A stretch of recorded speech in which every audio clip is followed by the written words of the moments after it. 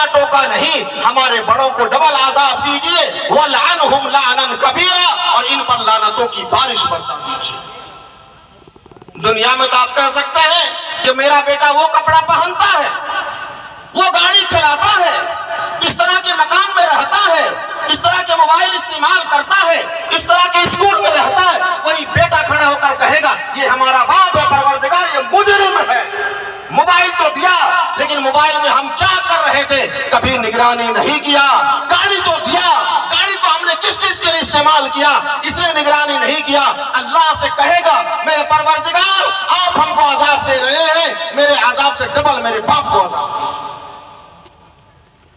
میرے بھائی، یہ زندگی، یہ دنیا آخرت بنانے کی جگہ ہے، یہ آخرت بنانے کی جگہ ہے۔ لاؤبالی پن پہ ہم اپنی زندگیوں کو برباد کر دیں، یہ اسلام کی شان اور ایمان کی منافی عمل ہے۔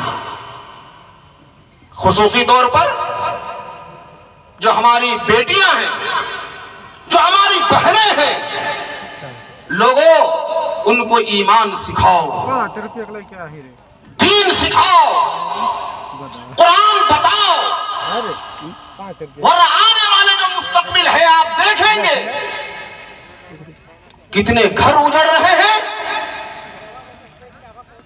کتنے بچے برباد ہو رہے ہیں، طلاقیں کتنی ہو رہی ہیں، خلا کتنا ہو رہا ہے، فسخ نکاح کتنا ہو رہا ہے۔ آپ دیکھیں گے اگر ذرہ برابر ایمان کی حرارت آپ کے کلیجے میں موجود ہو تو آپ کے رونگٹے کھڑے ہو جائیں گے، آپ کو نیند نہیں آ سکتی، آپ کو نیند نہیں آ سکتی۔ اس لیے یہ دینداری سکھانا انتہائی ضروری۔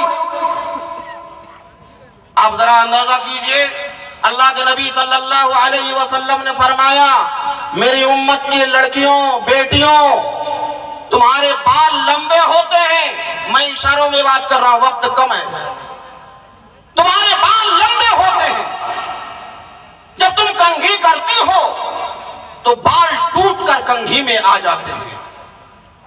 اللہ کے نبی نے فرمایا میری بیٹیوں، ان ٹوٹے ہوئے بالوں کی کوئی قدر و قیمت نہیں، لیکن محمد رسول اللہ تم کو یہ ہدایت کرتے ہیں کہ ان ٹوٹے ہوئے بالوں کو ادھر ادھر نہ پھینکو۔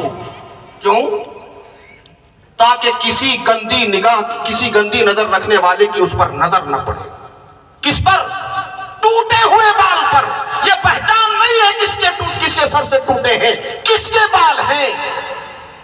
فاطمہ کی اولادوں، فاطمہ کی دہائی دینے والے لوگوں، کیا ان بیٹیوں کو، ان ماؤں کو، ان بہنوں کو یہ روا ہوتا ہے کہ کھلے سر جناب نبی پاک صلی اللہ علیہ وسلم کے فرمان کا مذاق اڑائے اور وہ سمجھے کہ اس میں ہمیں عزت ملے گی؟ عزت نہیں مل سکتی، عزت نہیں مل سکتی۔ لعنت برستی ہے، اللہ کی لعنت برستی ہے۔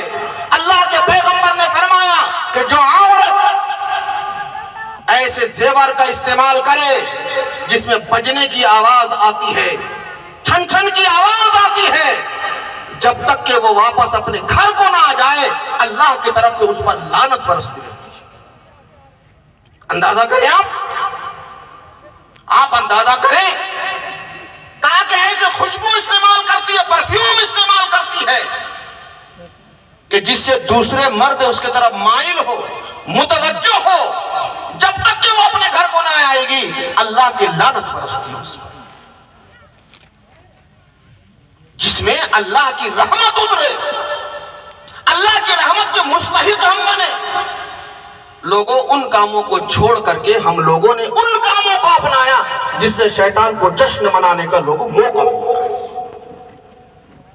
تو میں یہ عرض کر رہا تھا حضرات کے سامنے کہ نسل کی تعمیر میں، مسجد کی تعمیر کے ساتھ نوجوان نسل کی تعمیر کی فکر کرنا لوگوں ہمارے آپ کی ذمہ داری ہے۔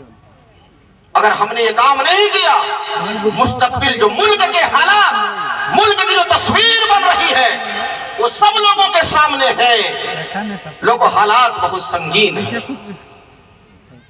یہ کیسے روا ہو سکتا کہ ملک کے کسی کونے میں ایمان والے بھائیوں کے ایک وقت کا روٹی میسر نہ ہو؟ ہم ایمان والے ختنے کے نام پر لاکھوں برباد کر دیں، عقیقے کے نام پر فضول خرچی کا بازار گرم کریں، ولیمے کے نام پر فضول خرچی کا بازار گرم کریں، یہ لوگوں روا نہیں، یہ ولیمہ نہیں پارٹی ہے، ولیمہ نام دینا غلط ہے۔